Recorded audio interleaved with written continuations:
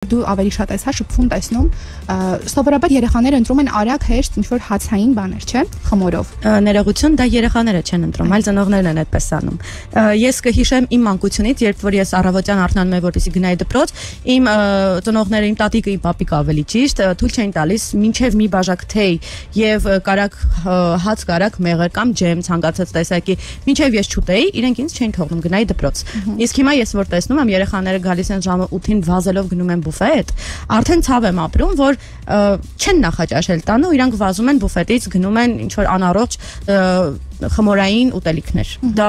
անկեղծ աններելի է։ Հասկանում եմ ծնողները նույնպես զբաղվածություն ունեն, բայց կարելի է գոնե երեկոյան ինչ որ բան մշակել սննդի տեսքով եւ առավոտյան երեխայի հետ ուղարկեն։ Ես անգամ տեսնում եմ, որ լանչ բոքսերի մեջ կտրատված բանջարեղեններ են երեխաները բերում մրգեր,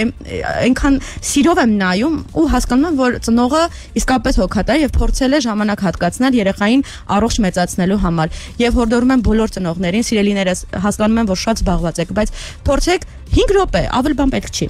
Հիմա կարող եք այնպիսի բաներ պատրաստել, սառցարան ուղարկել, որը ձեզնից ընդհանրապես ժամանակ չի խլելու, հանել առավոտյան տաքացնել եւ երեխայի հետ բանջարեղենով կամ մրգերով ուղարկել եւ դուք երջանիկ կլինեք հետագայում հիվանդանոցների դռները, այսպես ասած, չեք ընկնի եւ բալիկը կմեծանա առողջ։